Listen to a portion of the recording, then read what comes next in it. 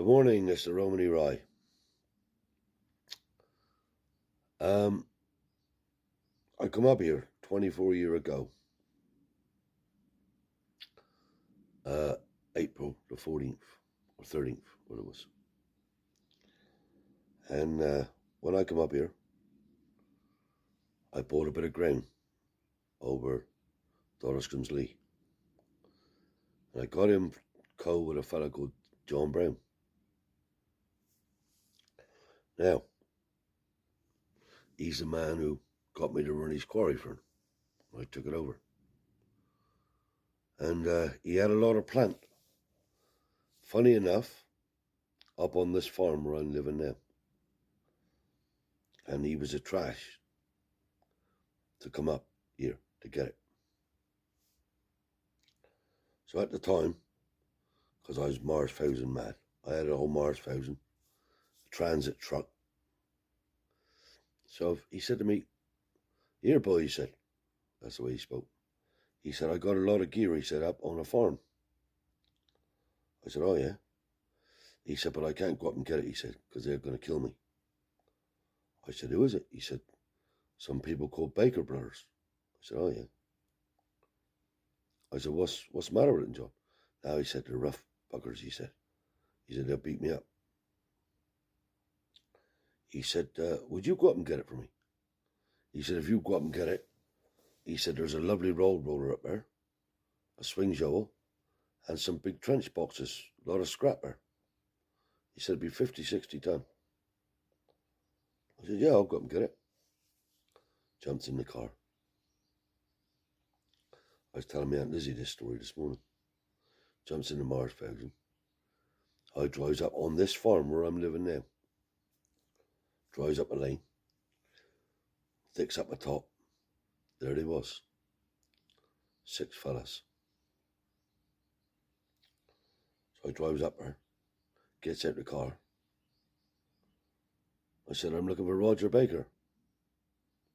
And the mush gets snarky now. He said, "Who's asking?" I said, "Me."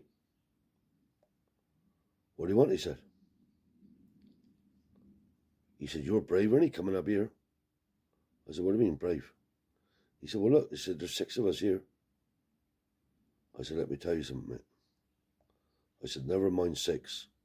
See that phone, didn't you?" I said, "I'll ring that phone." I said, "and within 10 minutes, I'll have 60 here." "Oh," he said, "you must be a gypsy." I said, "Yeah, I am." He said, "What do you want?" I said, "John Brown stuff over there, look." I said, "I take it that's what he's on about." "Yeah," he said, "that's John Brown's," he said. "I don't know why you haven't picked it up."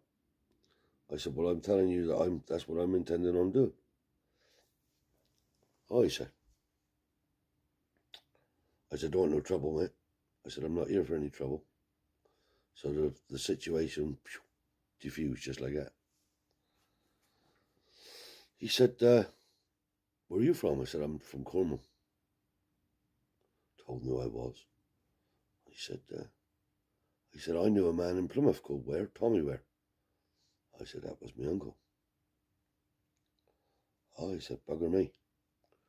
He said, "Yeah, there's his stuff over there, mate." He said, "You can come and collect it whenever you want." I said, "That's right." I said, "I'll go and have a look at it." Anyway, he said, "I'll come over already." So he showed me what was John Brown's. Was no trouble. So he said, "The swing shovel's knocking. The engine's fucked in that," he said. "The roller will run okay." He said, "And that there," he said, "it's just scrapping it." I said, "All right." So I gets hold of Jesse.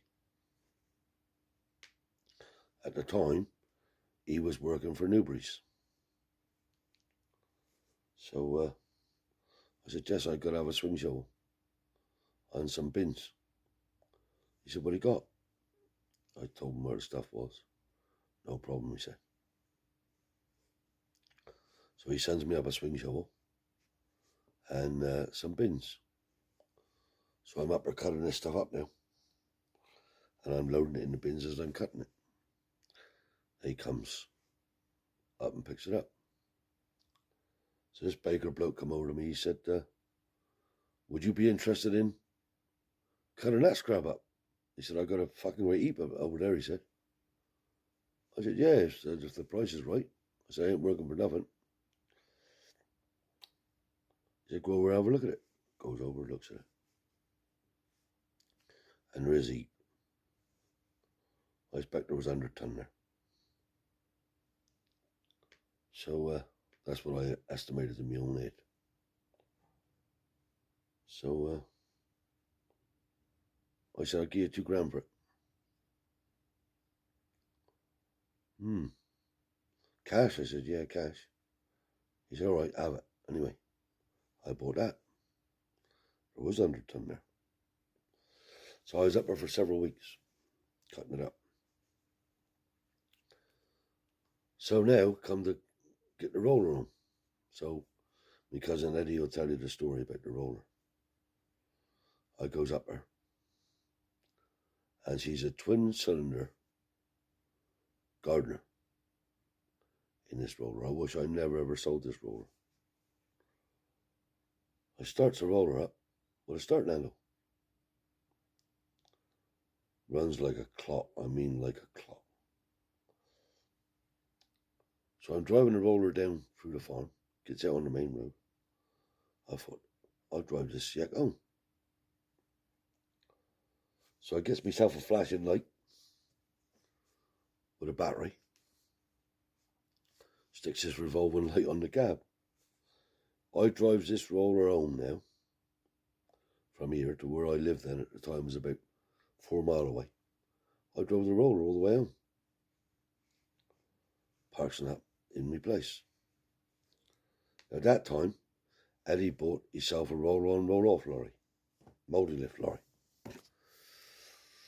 So I thought, what am I going to do with this roller? I wish I never ever sold it. So I put the roller in the auto trader for sale. Shouldn't have done it, but I did. Anyway.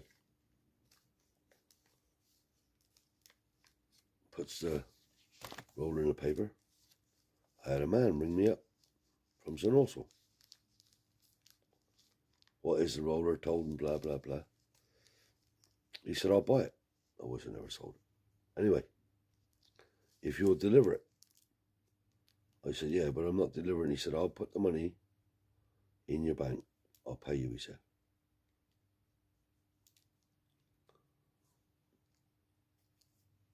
He paid me. The roller's eased. Now Eddie comes up with this roll on, roll off.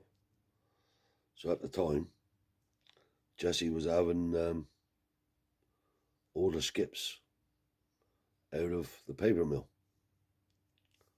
So he said, there's 9 skips over there. Go over and pick out the best ones, whatever you want. Goes over, takes Eddie over. He looks at the skips, and there was 3 there that he wanted.